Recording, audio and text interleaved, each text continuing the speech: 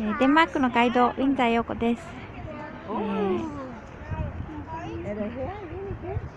日はですね、コペンハーゲンの北のヒレゴップという町にありますウラゴースパーケンという公園とその中にあるウラゴースムセアムという、美術館に来ています。こちらは美術館の建物ですね。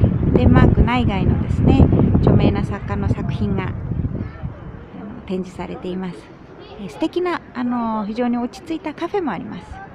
ちょうど私はですねカフェの前に立っています。今イースターの休日で、この公園ではですね子どもたちがイースターエッグ探しをしています。ちょうどですねこの公園ではですね、まだ風は割と冷たいんですけどクロッカスの花が後ろの方見えますでしょうか、咲いています。春の訪れをですね確実に告げてくれています。今日からはですね、今日は3月の最後の日曜日なんですが、日本との時差も7時間になってサマータイムが始まりました。みんなですね、